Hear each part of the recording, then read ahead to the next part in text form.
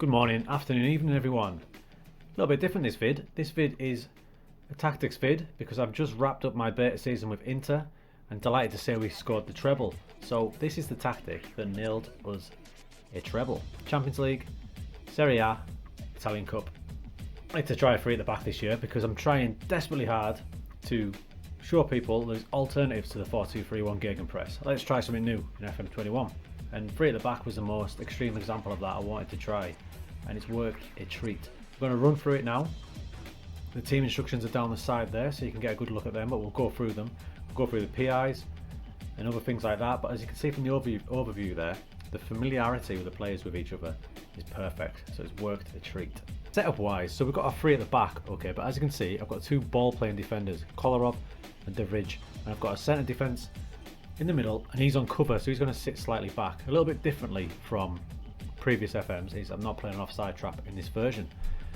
Key point here, this is the key point with these defenders, Kolarov and De Vrij. If you notice on their player instructions, I've got to set wider, okay?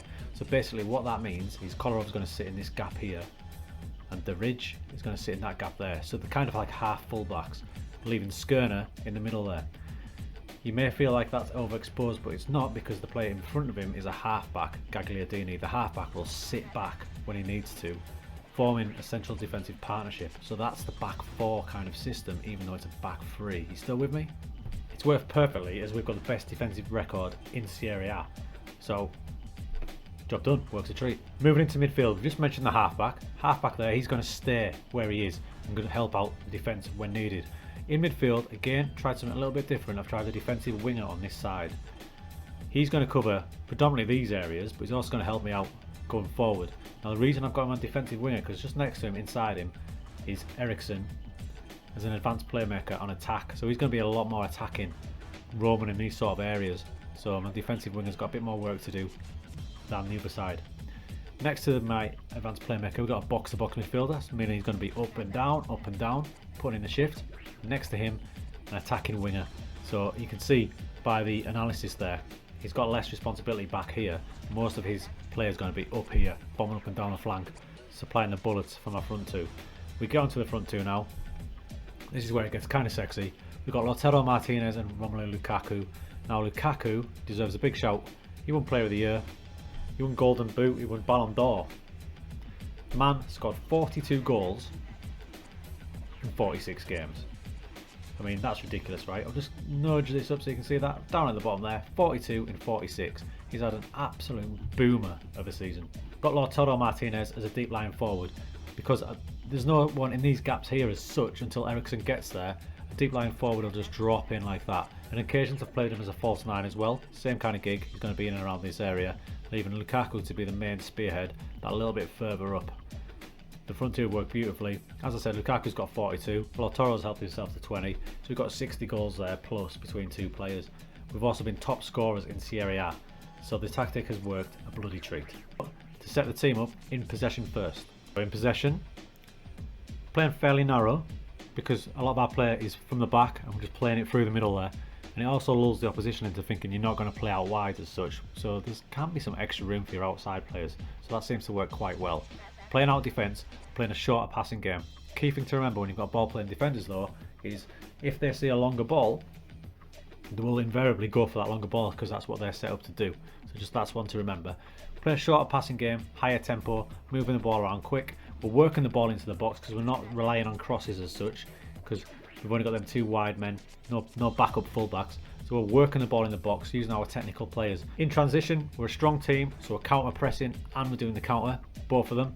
We're distributing to the centre backs because I've already said we've got ball playing defenders. Let's use them, and we're asking our goalie just to short kicks. He's good on the ball. Just ping it to the ball playing centre backs to let them start the moves off.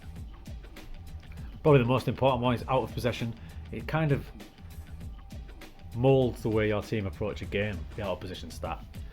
Start with the lines. We're high defensive lines, so we're quite high up the pitch. But remember, the lad in the middle there, he's on cover, so he's going to be the one dropping back a little bit deeper than the other two. That's why we're not using offside trap, because he's going to always naturally drop a little bit further back. We've got a high line of engagement because we want our two strikers high up the pitch. Now the key one, big change in FM21, is your width. We're going to force opposition inside, because we've already got 3-6 players set in our defensive roles inside. It makes no sense to force them outside when we've only got our 2 wingers. That's the way we're doing it. The only time we change it to outside is we come up against a like for like formation, so if we come up against only 2 wing backs, we may force them outside if they're strong through the middle. Hope that makes sense. Pressing, we're a little bit more urgent. We're not extremely urgent like that because it wastes us out a bit too much, so we're just there and more urgent, not extreme. And we're preventing short goalkeeper distribution because we have got the 3 centre backs. In theory, they should all be good in the air. We're going to make the goalkeeper move it long, and then 3 are going to clean it up. That's the 3 at the back formation. That one is the treble. The only occasion that I have differed from it is the occasion game where I'm trying to lock up the game when it's been tight. Basically, we'll go to a traditional wing backs, but the team instructions remain almost identical. But I would say 99% of the time we've used the yes lock right the way through, even away to teams like Juve, away to Real Madrid. And a little key game I want to show you now to show the full capabilities of this formation. So here we are, Real Madrid. We beat them 5-0, as you can see in the top corner. This is when it all came together beautifully. Worked the treat. Real Madrid were playing the classic 4-2-3-1. Like a load of people are gonna, and a load of people will do. Totally cool with me. The whole point of this was to show you that a 3 at the back can work, and it's done bits. It's won us the treble. Give it a go. Let me know what you think. Hopefully it can bring a similar success to you in FM21.